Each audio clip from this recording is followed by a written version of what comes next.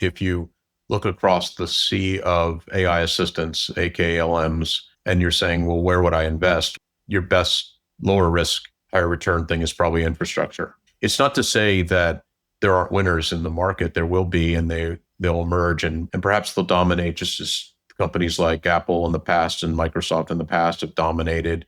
I don't know. I mean, it's very hard to predict that. My personal belief is that, Tesla's on the leading edge of all aspects of this, and therefore that's a good place that I think to put money for me. I don't see, I kind of worry about, like, Apple had a beautiful, well curated announcement yesterday, and there's a long tail to its sales of iPhone, and for some foreseeable future, people use these things and use these types of devices. But I kind of worry out loud about, where is Apple from an AI perspective, and is it grabbing on hard enough?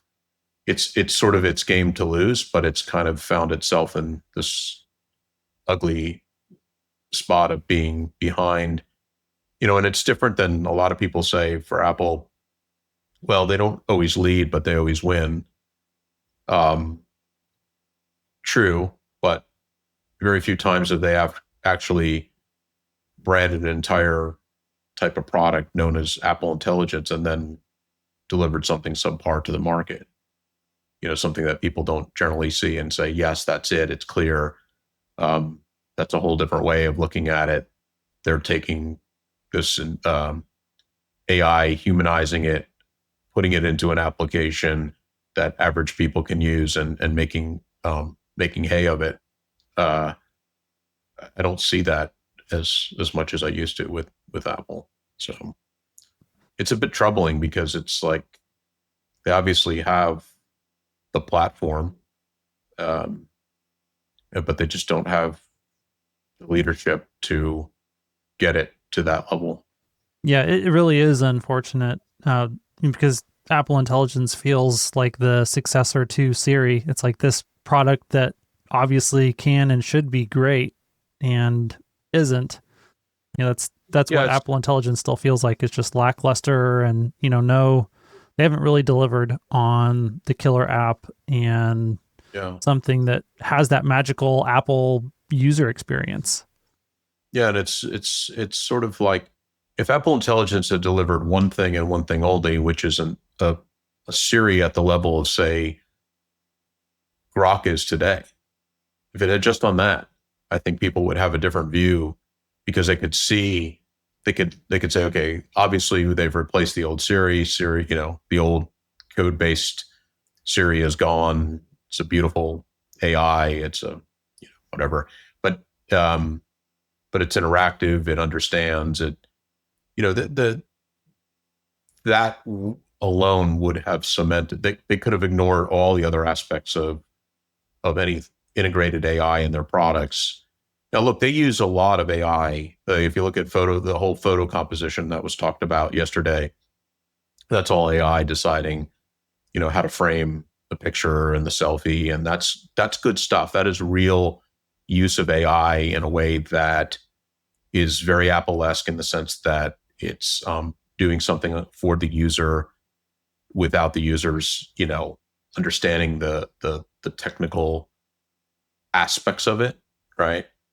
But that's different than reimagining the device as to where we're going with AI. That's just a simple use case that, while not simple from an engineering point of view, it's certainly not, leading thought space of AI.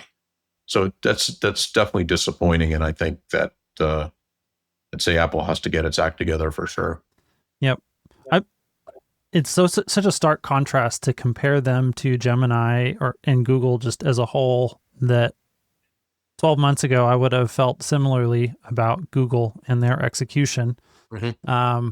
And now, it seems like things are firing on mostly all cylinders, and they've really let Demis Hassabis execute very well over there, and then let what he's doing impact the broader ecosystem of Google on a much deeper level than, just creating these little sandboxes and silos that little experiments have to live inside, that then really don't have much of an impact I think, overall. So yeah, Hans, I think the way to say this is that you have to be, as a company, you have to be bold enough to look at your existing business and willing to sacrifice your existing business to push into a new space or you become Kodak, right? And so I think to your point, Google has figured that out and it has started to bring AI. It started to realize that, people are going using Google as a search engine it's an entry point into it's really the realization is it's entry point into AI. And it's not, the search engine business, while there's a business model and there's a revenue stream and there's advertisers, you got to reimagine that to grab this new place, right? And Apple, I think Apple's problem with the device is that the app model has been so successful that it is a business model and an ecosystem that they're they're worried that they will destroy if they reimagine it with AI.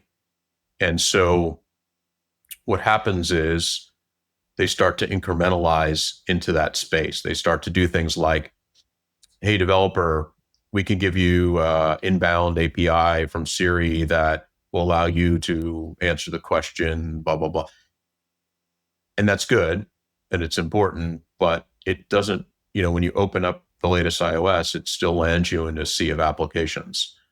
And users never said, I want a sea of applications on my desktop, but users didn't know how to get to function. Like if you said, I want to see weather, well, you've been conditioned and trained by the way the model has developed. And then literally it started with, you know, desktop computers, right? Applications that we started to think of it that way. And we said, well, the way to see the weather clearly is to open the weather application. Well, not really. I mean, that's just an artifact of how we've been trained through the model.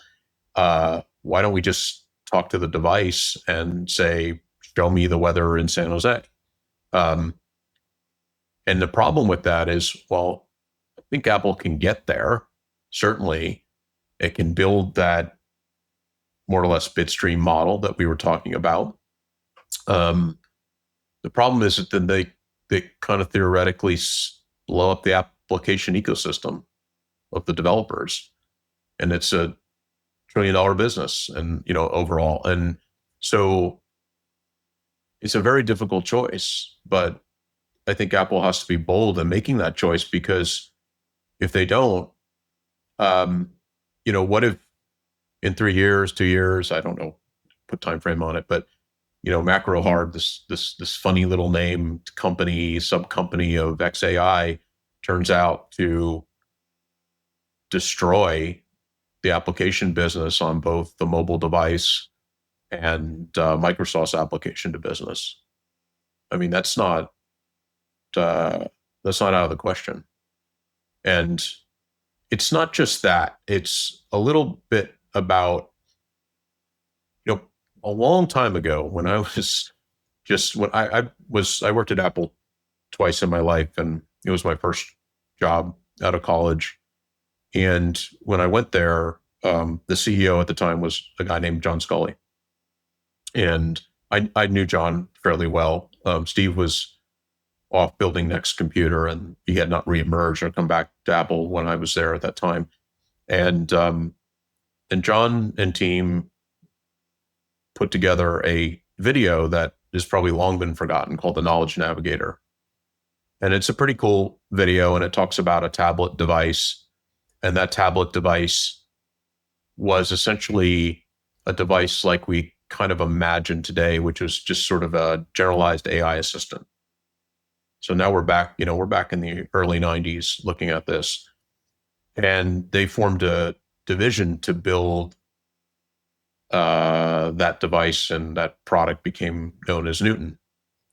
And I worked on Newton. I worked on the operating system side of it. And probably very, very few people watching this video even know what Newton is. And it was not a success for Apple by any measure. And there were so many constraints at the time. We talk about compute constraints. We were doing handwriting recognition, but we didn't have enough CPU. There was no GPUs. GPUs didn't even exist back then. We didn't have really the CPU cycles to do that thing. And it really was a sort of a CPU bound problem even, but there were no neural networks. Now it's easy to do that. Very simple to do handwriting recognition now, whereas then it was all algorithmic. It was code. It was very difficult from that perspective. But here's the point. The point of all this is that it isn't that we lack imagination about good potential interfaces into products. We know what that can be. That is just simply interacting with the device in a way that's natural. We talk to the device responds. We pulled back on many of those types of that manifestation of an interface because we couldn't do it. We didn't have the compute. And to be fair, we didn't have the compute. We are barely at that door now. We are at the point where a device, in the case of an iPhone, is barely power capable to run the inference necessary to be a local, a local AI device to be able to translate voice into words and run an LLM and do all the generative stuff that comes along with that. But we're getting so close to that, right? We're getting very, very close to that, and we're seeing that gap start to shrink. And so I think it's companies like Apple in the consumer space that should be on the forefront of that, but they're not. Well, and I mean, they still have an opportunity in front of them. Their Apple Silicon is got some of the best potential out there to be incredible, in your pocket AI inference, wherever you are, ubiquitous. But yeah, they don't have the software right now that's really taking full advantage of what that hardware is ultimately capable of. Yeah. I mean, Apple Silicon is outstanding. And it's beautiful to see that. By the way, all of that started from one individual that was in that very Newton group I spoke of. Apple Silicon came from there, and ultimately was embraced. That individual did the first SoC for iPhone 2007. His name is Michael Colbert, and he's since passed away. But he became literally when Jobs came back to Apple, he became his principal hardware engineer for the company and kind of set the direction of Apple Silicon. Kind of set what we see today is really this individual, Michael, was the reason that ARM processors are ARM processors, because Apple invested in ARM for the Newton. This Newton product was the first commercial use of the ARM processor, the 20 megahertz processor, if you can believe it.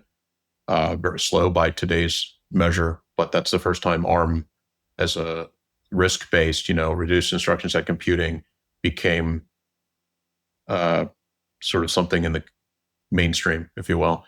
And of course, Apple Silicon has taken that to extreme levels. So they certainly lead there, and they just need software to reimagine things. And I think what the problem for them is really they must take this risk. They must be bold, and I don't think that's in their DNA with the current leadership at the company. Well, maybe with all of the profits that he generates from XAI and Optimus, Elon can just buy Apple and transform the company. The beautiful thing is that if we're running at the speed of light in AI, certainly Elon Musk through his companies is keeping up. He's leading through that. I mean, if you have the opportunity, to the people listening, watch the All In podcast, and what's a really interesting takeaway is to watch Elon speak on Tesla. Specifically, he talks about Optimus and he talks about FSD. Then he moves on to SpaceX and he talks about Starlink specifically. He talks about the Spectrum deal. He talks about where he's trying to go with that. He talks about Starship, the challenges there from an engineering perspective. And then he jumps into XAI and talks about different, problems there in terms of power, energy, and AGI. This is all coming from one individual who, if you, outside of maybe the pure piece of rocketry involved in this, is all, everything else is on the leading bleeding edge of technology and deeply involved in the markets of energy, labor, transportation, all of it. Even if you think about it, even outside of SpaceX attempting to go to Mars, the real issue is transportation. It's transportation of kilograms to space, right, at the lowest cost.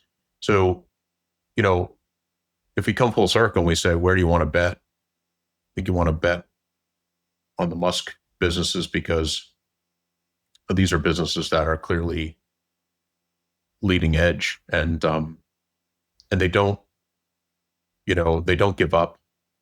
They're very bold. I think it wouldn't surprise me. It might surprise certain folks, and they'd find it not palatable, but it wouldn't surprise me if, that the conversations in the boardroom at Tesla where Musk saying, don't want to build cars anymore. I want to build robots, but not cars. And what I mean by that is robots that have four wheels that look like cars, but manifest themselves in the form of robotaxi and not necessarily a Model 3 that someone buys. And that's a very, very provocative thing when you think about roughly selling 2 million cars a year, wanting to maybe potentially dial that back. Now, I'm not saying that that's really the plan. And in fact, it's not the plan, since Musk's comp plan will push him to deliver 20 million vehicles in a 10-year max period, I suppose. But those vehicles can be all cyber cabs if necessary, right? So yeah, we just need to get Walter Isaacson on the line and see if the conversations that he wrote about between Elon and Lars and Franz and the whole design team, is that the actual conversation that was being had? It certainly sounds like it from what Walter wrote, that he's not wanting to put, he doesn't want to design any more cars that have steering wheels and pedals. Yeah, that's, Musk is great at skating where the puck is going. And, it's really fascinating to watch because, humans don't move at the speed of technology necessarily. And sometimes, we don't know what's happening with AI in terms of the human race. And I can't predict that at all. It's way beyond me to see that. I see one natural slowdowns is that humans just can't catch up. Does that mean they're just completely left behind? Well, that's kind of silly too, because, humans are the consuming entity. So if they can't consume new technologies at the rate, then, how does it work?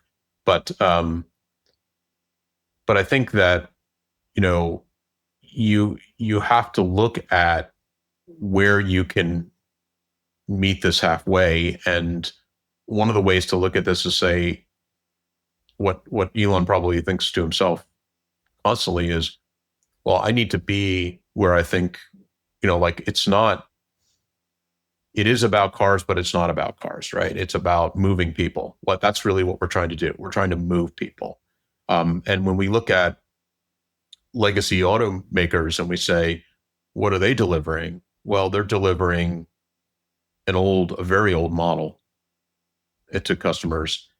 And while they're still moving people, they're moving people in in what will largely start to be seen as clunky old devices that feel very much like flip phones in the era of iPhone. Um, and then people will start to consider, well, if there's abundance of options to move me from A to B, why do I really need a car? So we see all that starting to happen, and Musk sees that as well, and I think he very much leans in to the opportunity, and he doesn't get caught up in the sunk cost problem. Whereas, Apple has a sunk cost model of application business, and it refuses to see itself to a next opportunity. But all it has to do is imagine that opportunity and start to be bold in its presentation, and maybe it leads. Yeah, I mean, just think about the data that they have to train a macro hard type application. They have the pixels that are generated across all these different applications and all the computation it takes to make that happen. Like if you wanted to train a neural network that could reproduce the type of input and output bit streams that we use endlessly on our phones, Yep. then they would definitely be in a great position to do that. But yeah, it would require like disrupting their entire business model. If you don't disrupt yourself, someone else will. But I mean, that's the course of all normal businesses. I mean, most of them, the Dow 30 isn't a thing that looks like it did 50 years ago, right? The number of this, if you just look at the transition of companies that come and go, sometimes they rename themselves, sometimes they, creatively buy more, newer things, and like the GE approach, and but generally, the Standard Oils and the old railroad companies, I mean, these are things largely of the past, and they had their days, and their days were huge. I mean, remember that we saw that stat recently that during the golden age of railroad, 6% of GDP was invested in that transportation modality. And that's like insane, because we're up to, I don't know, I think the number I heard was about 1.5% of GDP in AI. Or is it, maybe that was internet, and we're at 1% AI. In other words, one way of saying it is I think the AI side is just getting started. But the other point I'm trying to make is that, if you just consider the normal speed of business, not the current speed of business, there isn't a lot of object persistence of companies on the long haul.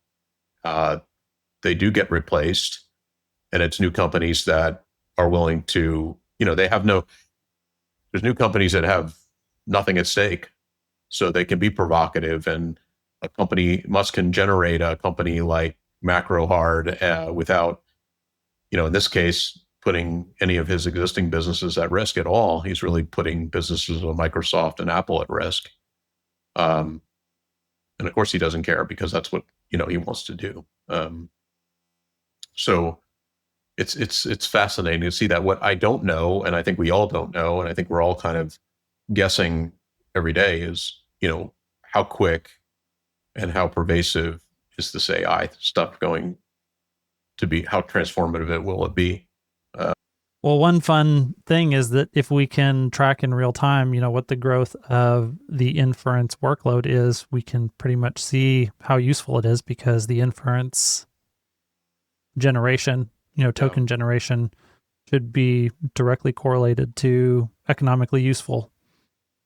Absolutely, Hans. And I think that's the whole point, and why we got together today, which is the point, the reason I wrote that article is I think that's the way to largely measure what's happening here, in the aggregate, in the sum, is to see, okay, if we, and it comes back to your question about where do you invest? And the only certainties are infrastructure, if you believe in the curve certainties. I mean, I'm not saying that they're the outsized winners, because I think we all know that the outsized winners sometimes are really on the application side, right? Once you get it right. I mean, Apple is a company who sells direct to consumer. It's on an infrastructure play. NVIDIA, for all its greatness, and I'm an investor, and I think it's an amazing company, is an infrastructure company. It is selling genes to gold miners, and it's really the manifestation at the endpoint of the technology where I think most of the money ultimately is made. The problem is it fragmented there? Is it centralized in a few hands of certain companies? Like Apple and mobile is a good example of a company that really took what was a fragmented market and kind of brought it together as a dominant player, and ultimately sold a product, to consumers directly. And Not created a ultimately, platform in so doing. yeah, exactly. I mean, at first, remember the ethos of Steve Jobs was closed system devices, and when the iPhone's 2000, circa 2007, there was no app. The applications on the device were created by Apple, and at the time there was no app store. And at the time, the mind of Steve was there will be no app store. No, that changed over time, and we know it became a very powerful ecosystem. And today, it's an anchor to a certain respect that causes Apple to be, um, you know, causes Apple to not move. And it's kind of locked in to that and can't see a new place. Um, but yeah, super Yep. interesting. Just to throw out a few more applications that, one of the things that I think is kind of inevitable, and who knows what the investable opportunities are going to be here, but it's just that, so many of the devices in your home that we've had this vision of IoT devices for a long time. And, Yeah. we've got our Alexa things, we've got our Google Nest and Siri, Apple HomePod, different things. But while those devices have chips in them and they're getting smarter, it's, a far cry from the vision of what it could be and the inevitable future that it will be once these devices actually become intelligent, not just connected, but actually have intelligence. And inference compute is where that intelligence comes from, that, the token generation that can happen on device can be intelligent and will be intelligent. And so every microwave, every refrigerator, every washing machine, anything that is electronic today will be imbued with even more intelligence in the not too distant future. And someone will capture a lot of value based on that. And then obviously you've got all your robotics things that are going to happen, whether it's humanoid robots or purpose-made robots for doing different tasks in the home and commercially in businesses. All your KUKA robots are going to get a heck of a lot smarter, and KUKA is going to be a heck of a lot more valuable with smarter robots rather than blind one-arm Bob versions that they, have been making for years. And so, all of those different things are going to be drivers of increased energy usage, increased intelligence consumption and production. And yeah, it's going to be a crazy, crazy world. Yeah, the home is a very heterogeneous environment, and to a certain extent, it's been very hard to crack that nut from a single technology provider, quote, owning the home, right? I mean, Apple's made several forays into that space with different kinds of ideas of what would be kind of the central, I don't know what to call it, compute interface device of the home, from Apple TV to HomePod. And there's rumors that Apple is attempting a new play at that with more of a device ecosystem, kind of a lot of Ring cameras and so forth. Um, there's obviously a lot of tech in our homes, but there is no central. Oh, and then of course, Apple is rumored to be building this kind of fixed robot that we've heard about, which is sort of like taking the HomePod experience with hopefully a very operable and sensible Siri, and providing this sort of non-mobile but tracking robot that, you know, can listen and respond and help you, assist you in your home. Um, I think the real, it's interesting. I think it, Hans, I think it's so diversified and heterogeneous in the home that it's hard to people. I guess that's why people have leaned in and said the word hub. Google's played a little bit in that space. It was like maybe it would be Wi-Fi. Uh, Nest was there. Google bought them because kind of potentially help them seize the home from a thermostat point of view, which is kind of an interesting thought. Um, I know it's a bigger thought than that, but at some level, it's just that. Um, and so, I think maybe the real breakthrough product in the home is the humanoid robot, and that's the thing that pulls it all together. Because whether we need our refrigerators to have incredible AIs that can count everything that goes in and comes out and can tell you that, I mean, be nice to know, you're out of mayonnaise or you're close to being out of mayonnaise or something like that. Here's a shopping list based on what you put in your refrigerator and what you've consumed from your refrigerator.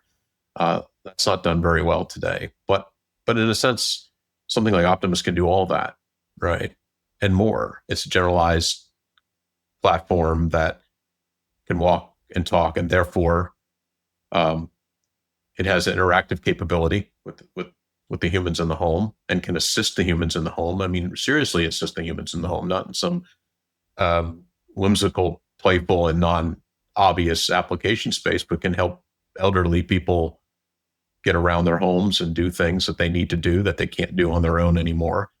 Um, can help anybody in that regard, and therefore can do things like it can easily open the refrigerator and take an inventory in a microsecond of what is actually in that refrigerator. It can easily uh, figure out how to load the dishwasher and turn on the right cycle, or whether the clothes need to be washed in hot or cold, and not necessarily the clothes washer itself needs to gather the intelligence to figure out whether to use hot water or cold water. So that there's that kind of angular play into the home from something like Optimus that can just kind of own that space.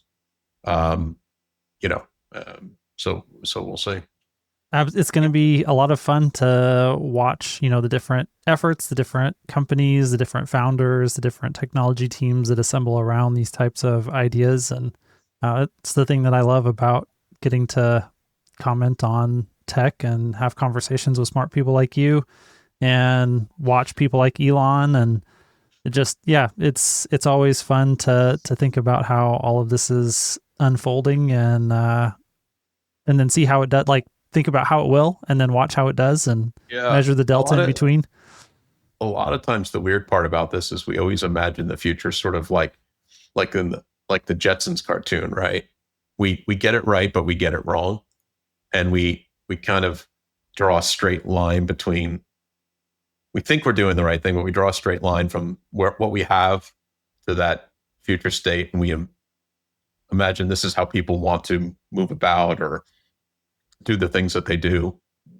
And I'm always fascinated by that because it's really hard to see around the corners and predict these things. Um, and some of it is just what is produced becomes the thing. But there's something magic about what humans really grab onto, grab hold of, use, embrace, and desire to have. And those are those things are far and few between at scale.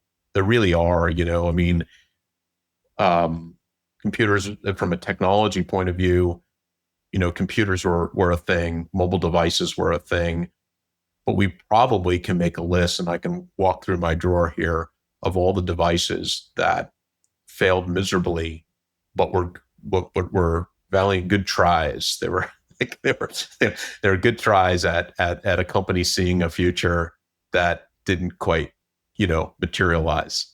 And it's funny because the end state of this is that no matter how big you are and how important you are, you can't force that state.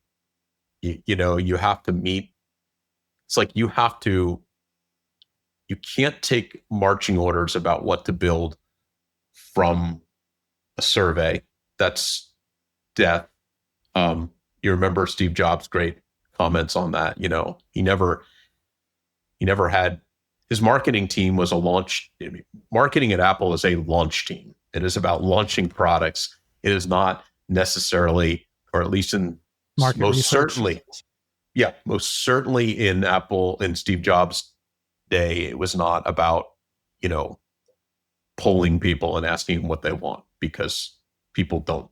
People just tell you the improvements that they want. They really don't, at the same time, you can't necessarily just build anything and have it at Connect. And across all Steve Jobs' incredible successes, there were some incredible failures that didn't quite work.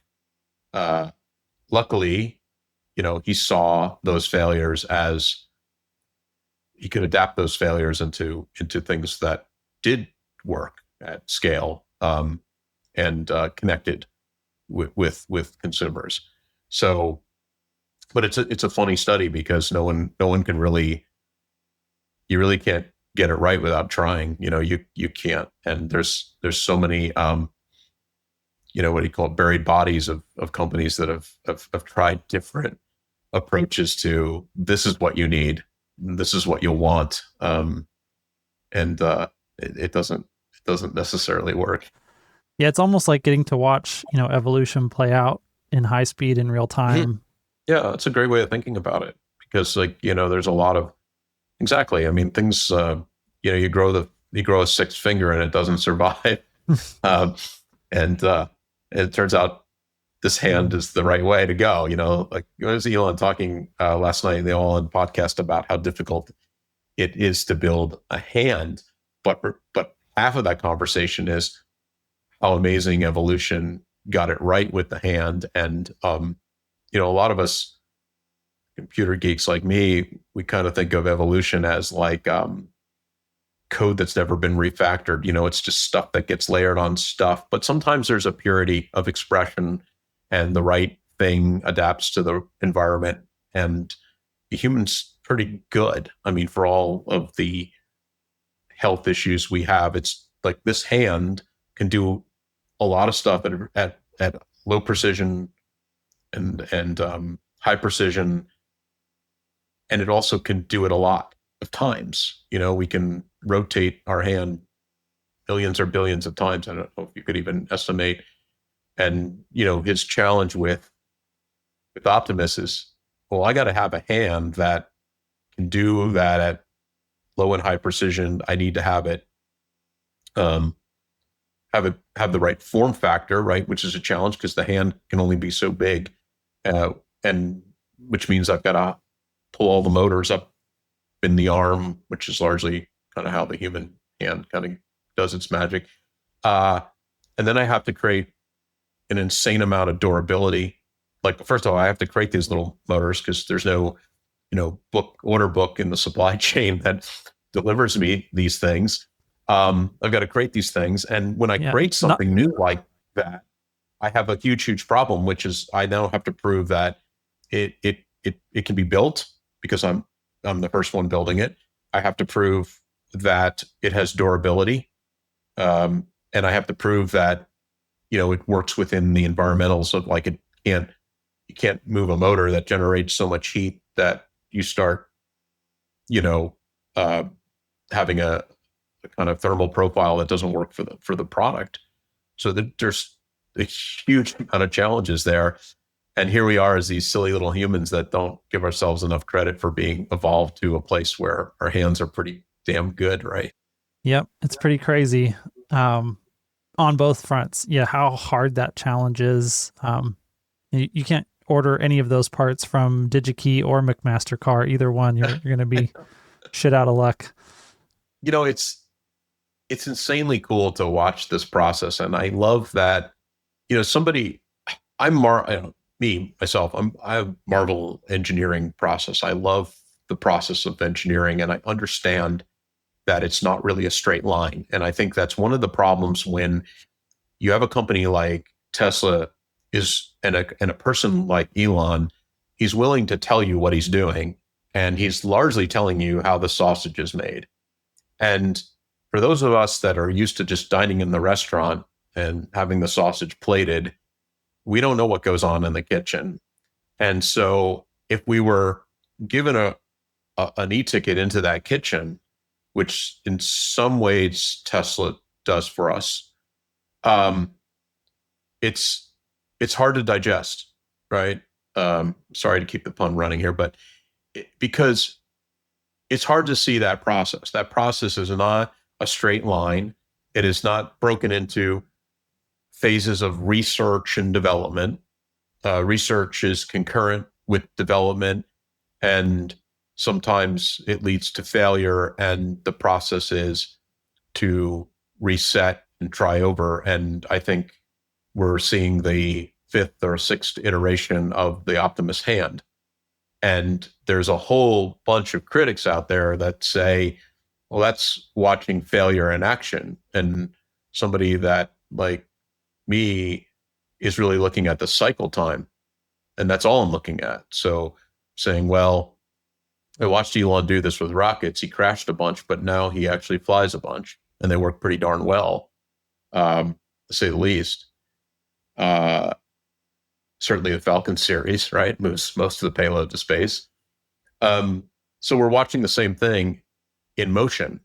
And I think that one of my favorite parts about doing podcasts like this and the stuff I write is I like to try to transfer the engineering process, the mystery of that process, into the hands of other folks so they can understand and be comfortable with it. I mean, Elon exposes it in a way he doesn't.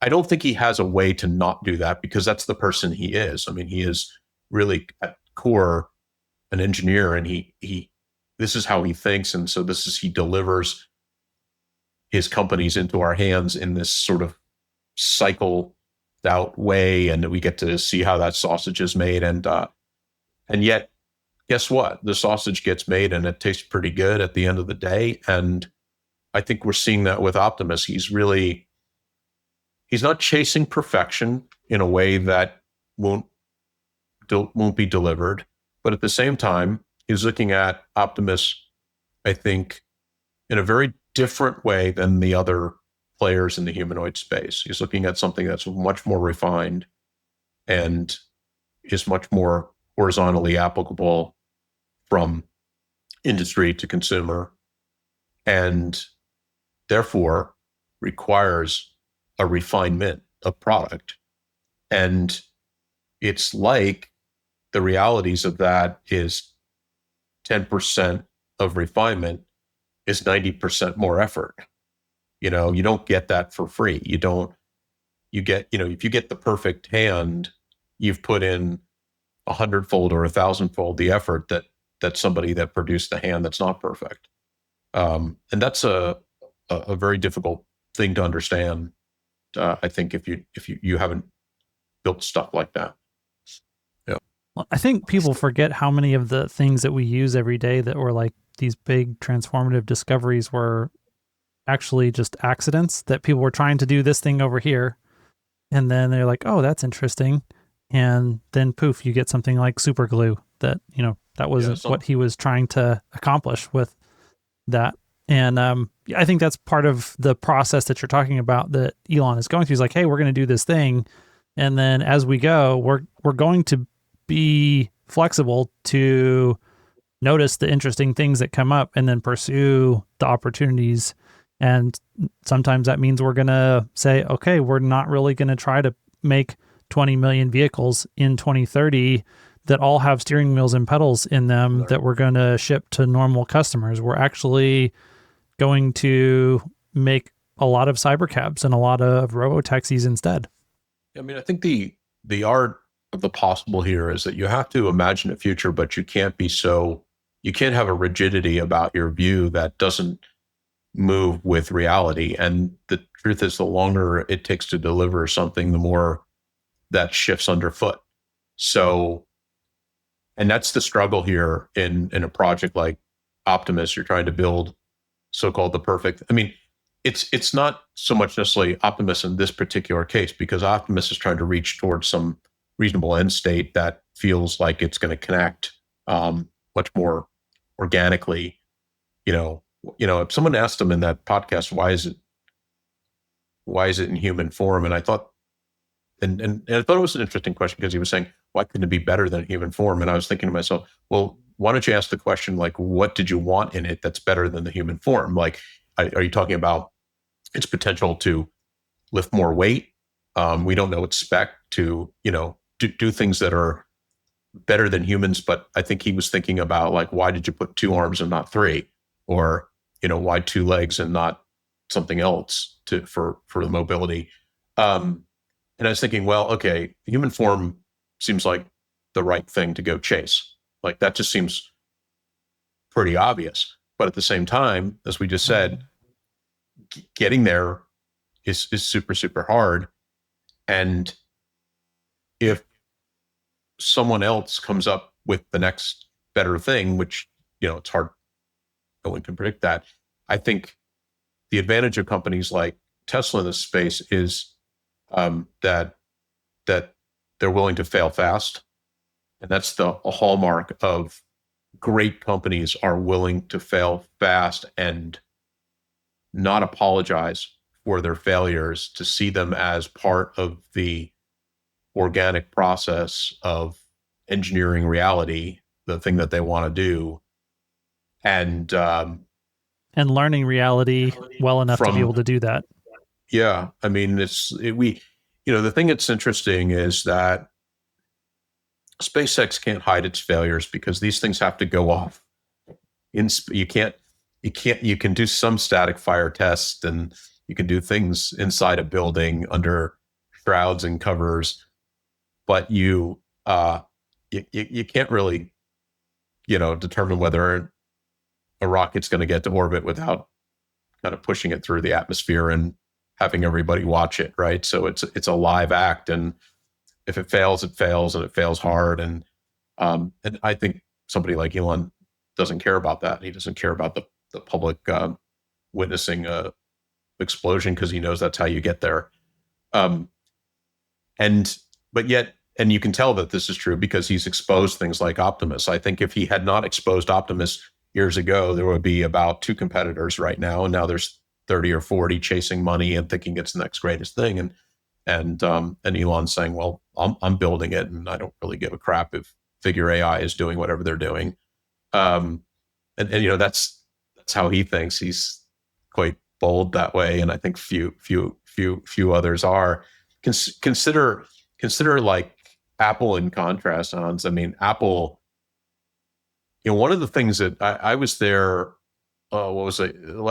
When I was there, it was 2016 last. My second time I was there before I went to found the Rivian tech team, and I remember one of the things I observed was that there was this new culture of not risk taking, and the reason is because all the so-called risk taking of curating a product to some piece of expression, perfection, and then showing it for the very first time at a product launch, and then saying the expectation is success, right? The products that Steve Jobs did, they met success. Not every one, but pretty much they met success right out of the gate. And so the bar was very, very high. And so what did that do to middle management? It just created a bunch of people that don't take risks, because it was too, it's too risky to take the risk. And so you would think that the culture inside of Apple rewarded risk takers. Quite the contrary. It was really the opposite of that, because people were afraid to fail, because Apple was expected on day one, when they released that product, to have curated to some perfection. And some people always ask me, like, well, what do you think of Vision OS? And I'm saying I'm proud that Apple tried it. And I am proud that Apple tried it. And, it doesn't quite square up and fit exactly the right way, and maybe seen as a failure by some, but screw them, because, that under Tim Cook was, At least they shipped. at least they shipped. They shipped that product. They did their best, and maybe they can make it into a better product, at some future point. But guess what? They never did with the Apple car. They never shipped the car. They got into analysis paralysis about the market, about the every little thing got them sideways on that project. So that's an example of extreme failure because they set a goal very, very high with that was known as Project Titan at Apple. And while I was at Apple when Project Titan actually started because it had about 5 different restarts, which is fine. I mean, actually, I don't think Mm-hmm. that's terrible. But and then when I was at Rivian, we were hiring people out of Product Titan left and right because people were exiting the door when the leadership was not leading. But leadership was at one level very bold. They wanted a car without driver controls. So think about that. That's an interesting point back in 2017, 18, 19, 20 to say we're reaching for a car that's 100% autonomous, level 5 for people who are geekily zoned into the SE standard. So yeah, and then they couldn't cash that check. I mean, they didn't have the data, they didn't have they didn't have a way to build that. And then they had, grand debates on how they would build this thing. They were so used to contracting manufacturing that car was just a different thing for them. And they weren't sure, do we partner with Hyundai in Georgia and create this car, or do we, can we outsource? And it's like, wow, I think the lesson was that if you build the car, you have to build the factory that builds the car. Otherwise, it's really hard to, it's not like they got away with it on iPhone, which always surprises me, by the way. I always feel it. The great surprise of iPhone to me is that a third party manufactures it. Now, mind you, that third party is littered with Apple employees walking the line and living in places like Shenzhen to their dismay. They don't want to be there. They want to be home with their families. And my very neighbor actually quit manufacturing for that reason. He's like, I can't have a life if I'm going to be sitting in a Chinese factory all day long. Um, but I'm always surprised by that. I'm also surprised by the other side of that, which is if Apple is so good at the small and the integrated side of this, why can't they build a machine that builds the machine? And so why can't they just have a factory in the US that builds iPhones? I mean, I'm too dumb to understand the reasons. I mean, I get the fact that there's a bunch of little things and there's a lot of assembly, but I'm like, is it just pure economics? Is it just the function of cheap labor? You know, uh, Seems like there's so much risk there to build a product in that model. And the other risk, and the reason I'm bringing this up is the other risk is if you don't build the product, you can't understand the product. And it's one of the things that I think Tesla give them a lot of credit for is going through the hell of manufacturing teaches you how to build that product iteratively How to at design it. how to design it and then how to build it in a way that actually is truly a profitable object. Yep. The profitability that they have per vehicle at Tesla is extremely high versus the industry. And the reason is because they build it in a way that they've really double clicked, if you will, into that build process. And therefore they know where the costs are. They know where the problems are. They know, I mean, look at what they're trying to do with CyberCab, which is absolutely extraordinary. A human won't touch the device. There will be no grand procession that they call the end of line in vehicle manufacturing, which is that long final general assembly step. They call that unbox, but that's to the layperson. It means that they don't kind of spend the time on that last long line of general assembly, and therefore they can produce these at extreme velocity, volumes, and ultimately low cost, because they remove human from the loop. And but the only way they got there was by doing it before. You can't start there. And so I think Apple got themselves caught up in that. They wanted to kind of envision a manufacturing line that felt like how they got iPhone to move, and they couldn't find themselves there through their talks with third parties to build their car. Yeah. And I mean, it just, it's one more of those points in history where you think back and the whole world could have turned and been a completely different world today if Tim Cook had decided to take those calls from Elon and meet with him and partner with Tesla, buy Tesla, at that I feel critical like it would juncture. go the same. I think it would go the same way that happened with Steve Jobs coming back as, I don't really want to be CEO, but I will take over. Mhm. I mean, yeah, it's a fascinating question that we can never quite Yep. know. I think one of the things that Apple has that Elon could probably study up on is refined marketing. And I think if he had taken over Apple, you know, the reason that people like me like Tesla is because it's engineering exposed. The reason that a lot of people don't like Tesla that aren't like me is because it's engineering exposed. It's an engineering first company, and It's not that, marketing exposed, that's for sure.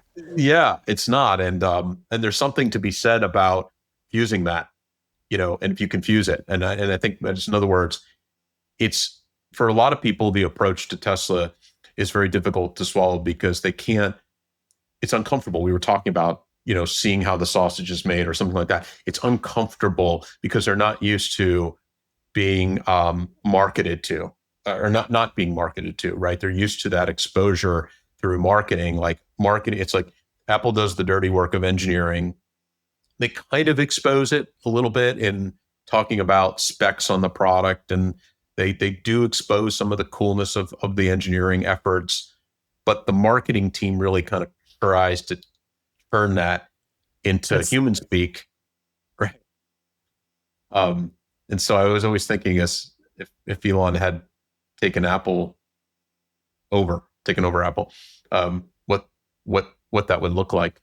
It certainly wouldn't be the Apple we know, you know. you wouldn't get the spoonful of sugar to make the medicine go down. Yeah, you would. Yeah, it's, there's something there's something beautiful about Apple's ability to, like I think we were talking before we started the podcast, is saying that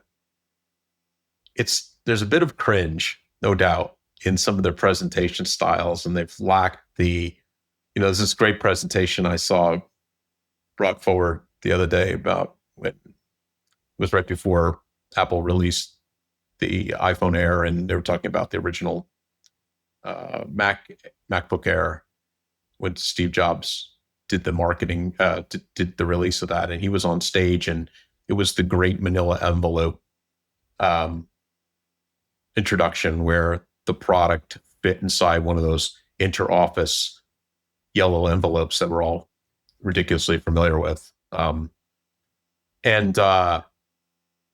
it's a thing of beauty to watch that. It's clean, but it's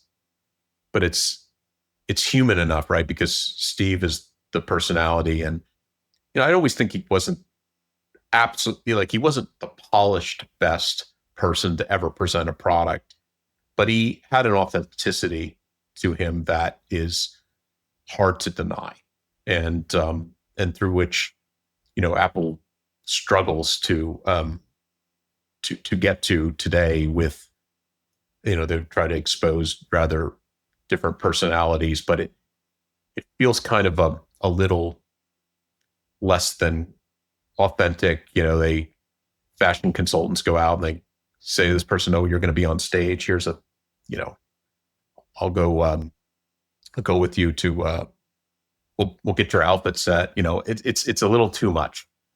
Steve threw on his jeans and his one of his 20 black turtlenecks, and went out on stage and did his thing.